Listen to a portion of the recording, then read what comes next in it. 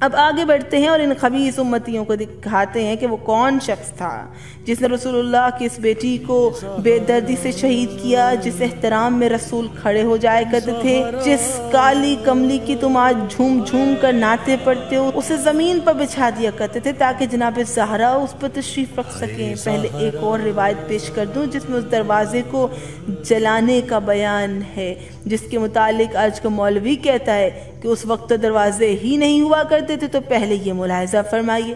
اہل سنت عالم امام ابن عطیہ اپنی کتاب الامامہ والخلافہ کے صفحہ 160 سے 161 تک عمر کا بیت زہرا کو جلانے کا واقعہ لکھتے ہیں، جس میں سے یہ اقتباس نظر کر رہی ہوں۔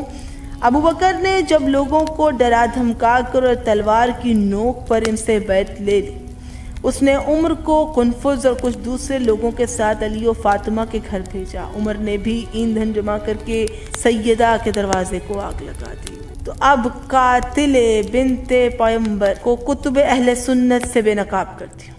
اہل سنت عالم امام مسعودی شافعی کے ان کی حق گوئی کی بنا پر آج کا ناصبی انہیں بھی شیعہ کے کر جھٹلا دیتا ہے۔ پہلے اس کا شافعی مذہب ہونا ثابت کر دوں، پھر ان کی کتاب سے قاتل زہرا پیش کرتی ہوں۔ امام مسعودی شافعی کے بارے میں اہل سنت عالم تقی الدین سبکی اپنی کتاب طبقات الشافعیہ میں جہاں شافعی مذہب علماء کے نام لکھتا ہے، وہیں اس نے امام مسعودی شافعی کا نام بھی لکھا ہے۔ حوالہ پیش خدمت ہے، جس کے بعد یہ اعتراض بھی ختم ہو جائے گا کہ مسعودی شیعہ تھا۔ حوالہ الطبقات الشافعیہ جلد 3 صفحہ 456 و 457 رقم 225 چاپدار احیاء الکتب العربیہ۔ چلیں جی، اب اہل سنت عالم امام مسعودی شافعی اپنی کتاب اثبات الوصیہ کے صفحہ نمبر 143 پر کیا لکھتے ہیں؟ پیش خدمت ہے۔ انہوں نے اس پر حملہ کیا اور اس کے گھر کے دروازے کو آگ لگائی۔ انہوں نے اسے زبردستی اس کو گھر سے باہر نکالا اور عورتوں کی سردار فاطمہ زہرا پر دروازے کو اتنا دبایا کہ ان کا بچہ محسن سخت ہو گیا۔ امام صفدی بھی لکھتے ہیں، عمر نے بیعت والے دن فاطمہ کے شکم پر ضربت لگائی کہ جس کی وجہ سے اس کے شکم میں محسن سخت ہو گئے۔ امام ابن حجر اسقلانی نے کتاب لسان المیزان اور ذہبی نے کتاب میزان الاعتدال میں لکھا، عمر نے فاطمہ کے سینے پر لات ماری کہ جس کی وجہ سے محسن سخت ہو گیا۔ امام ابن شہناء حنفی نے لکھا، عمر علی کے گھر کی طرف آیا تاکہ گھر کو گھر والوں کے سمیت آگ لگا دے۔ فاطمہ نے اسے دیکھا تو عمر نے اس سے کہا، جو کام امت نے انجام دیا ہے آپ لوگ بھی اس کو انجام دیں، یعنی بیعت ابو بکر کریں۔ حوالے کے لیے ملاحظہ فرمائیے روضۃ المناظر فی اخبار الاوائل والاواخر۔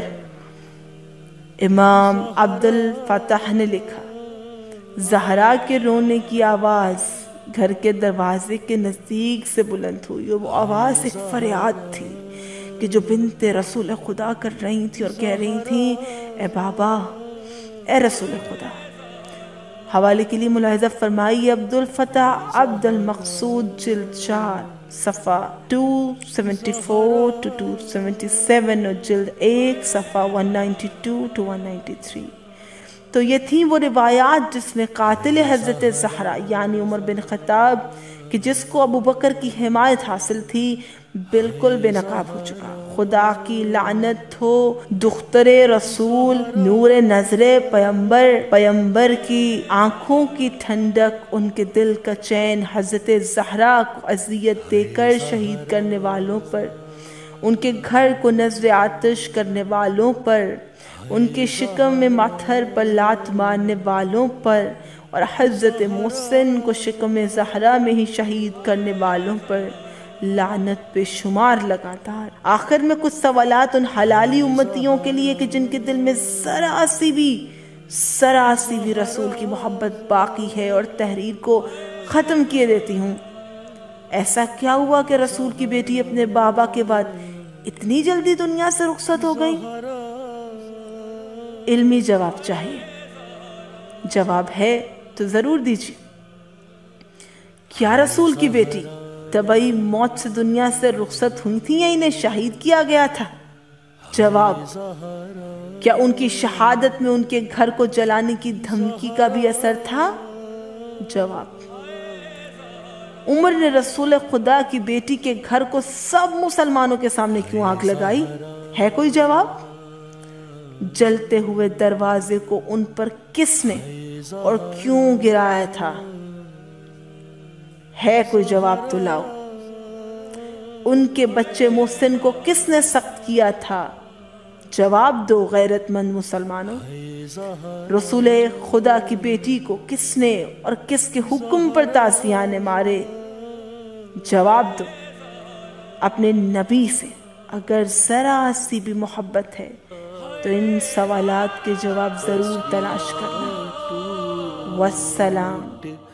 گئی زخم چھپایا گیا، پوچھا حیدر نے جو رخسار پہ کیسا ہے نشان،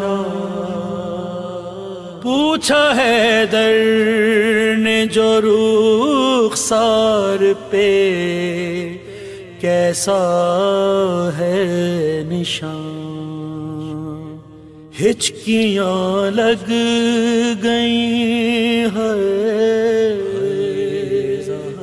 ہچکیاں لگ گئی، زہارا سے بتایا نہ گیا، پسلی